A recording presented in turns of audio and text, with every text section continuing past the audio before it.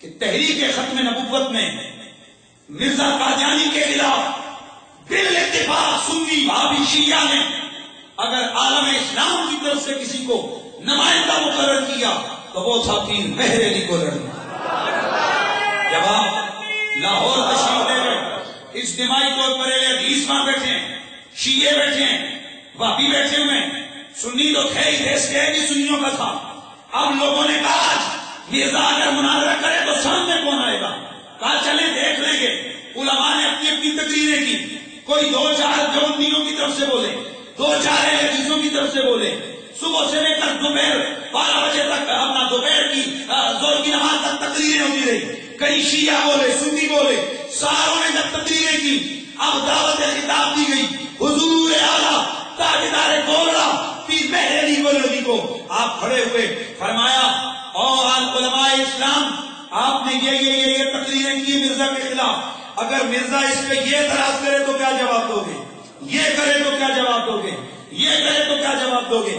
آپ نے تھوڑی دیر جب اعتراضات کیے تو علماء چیخنے لگے، میرے لیے جلدی کرو جواب دی دو ورنہ کوئی یہاں ایسا نہ ہو ایمان خراب ہو جائے لوگوں کا۔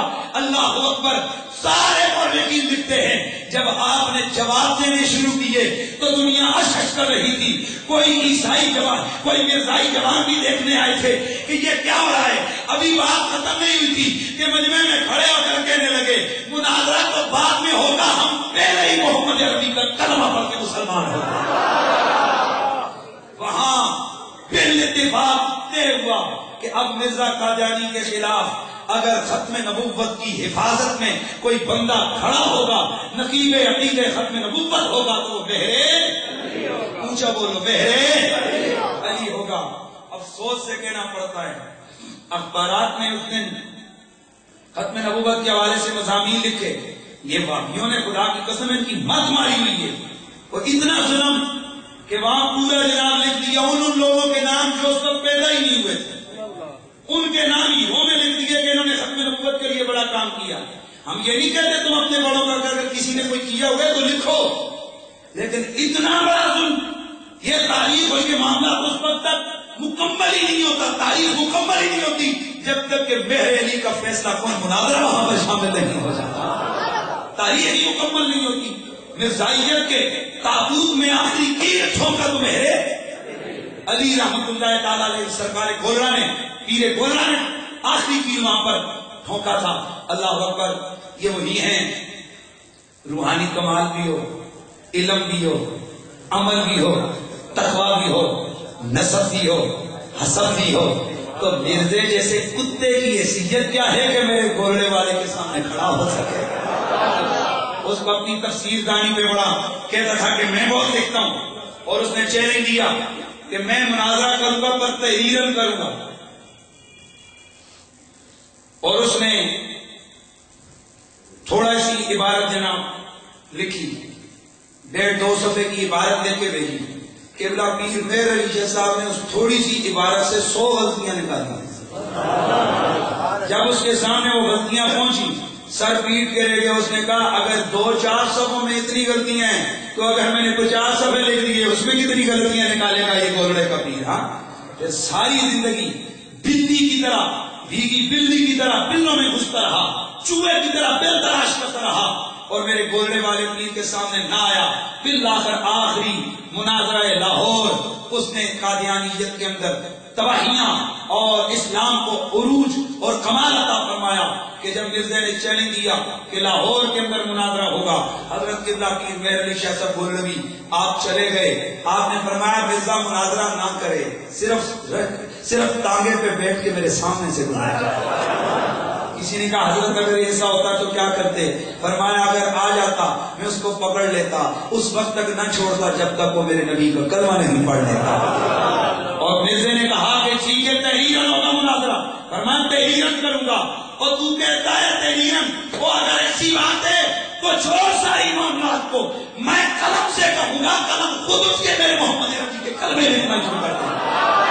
کسی نے کہا حضرت اتنا بڑا دعویٰ، فرمایا قلعے دے زور تے تنگ دیے میرے علی مجھے نہیں بول رہے سی، غوث پاک بھی پشت پہ کھڑے تھے، مولا علی بھی پشت پہ کھڑے تھے، اور سرکار بھی کہہ رہے تھے میرے علی کا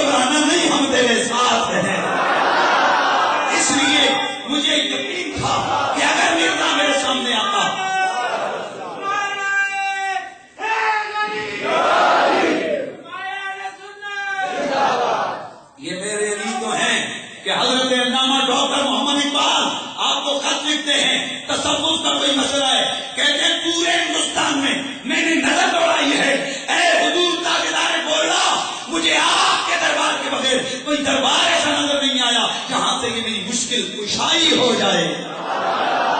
اے حضور قبلہ خواجہ مہر علی گولڑوی رحمت اللہ تعالی علیہ، میں یہاں پر گولڑا شریف کے متعلقین لوگوں سے ایک بات کہوں گا، ہم نے مانا کہ حضور اعلیٰ گولڑوی کی طبیعت نرم مزاجی کی طرف تھی، آپ کیونکہ مجدد تھے اور مجدد کا یہی مقام ہوتا ہے، لیکن یہ بہت سارے لوگ آپ کو گمراہ کرتے ہیں کہ دیکھو جی قبلہ پیر صاحب نے کسی پہ فتویٰ نہیں لگایا، یہ جھوٹ بولتے ہیں۔ صفحہ نمبر 142 میرے مرید کے اندر حضرت قبلہ مہر علی گولڑوی کے سامنے جب شاہ اسماعیل کی تقویت الایمان رکھی گئی تو آپ نے فرمایا توبہ توبہ، یہ کتاب ایمان کو خراب کرنے والی ہے،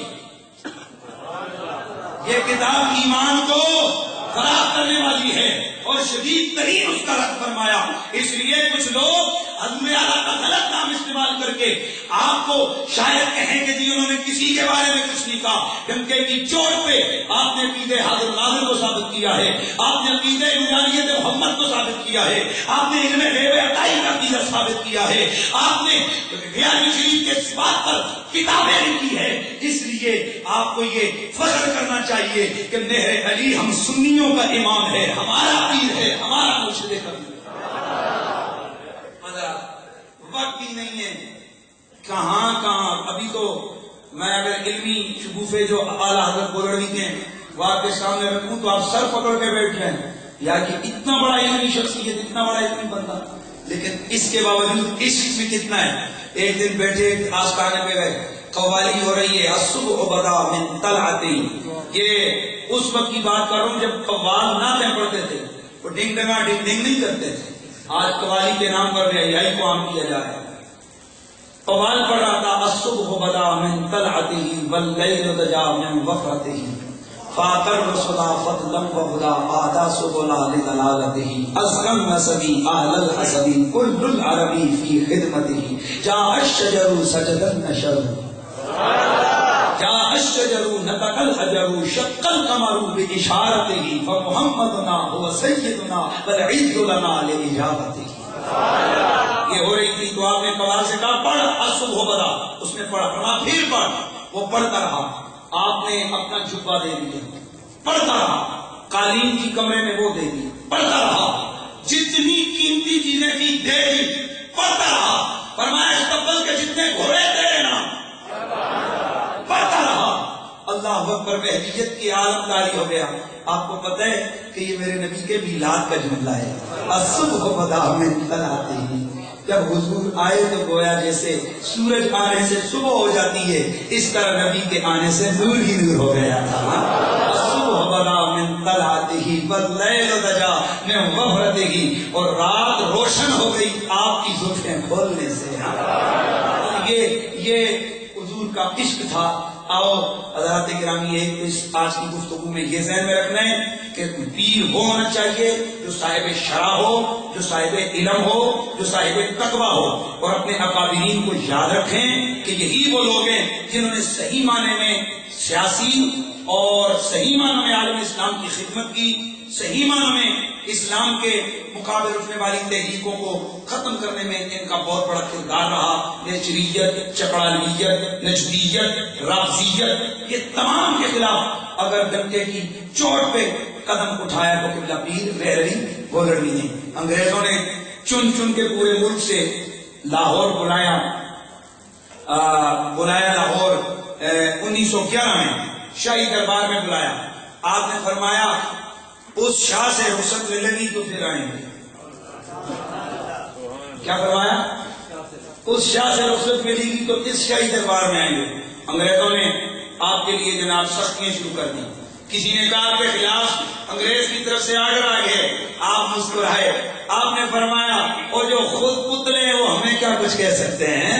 اللہ اکبر۔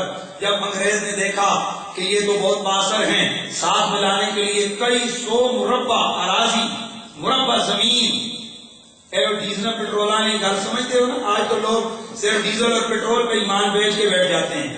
پیر مہر علی شاہ کئی سو مربع زمین، وہ بھی کون سی؟ زری۔ انگریز نے کہا یہ آپ کے نام، آپ مسکرائے. وہ جو کاغذات آئے آپ نے ان کو واپس کر کے جاتے ہوئے اس کو پیغام دیا قاصد کو، فرمایا جا کر صاحب بہادر سے کہہ دو جنہیں کل زمین ملی ہوئی ہے انہیں چند مربوں کی کیا ضرورت ہے. اور پھر آپ نے قرآن پاک کی آیت کو تلاوت کیا کہ ان الارض یرثها عبادی الصالحون، کہ یہ زمین کے مالک تو ہمارے نیک بندے ہیں. حضرات یہ وہ ہستیاں تھیں جو کردار کے روشن ستارے تھے، جو عمل تقویٰ کی روشن تصویریں تھیں. دعا کرو اللہ ان کی محبت اور ان کے نقش قدم میں چلنے کی توفیق عطا فرمائے. 29 سفر آپ کا قرآن مقدس. باہر دعوانا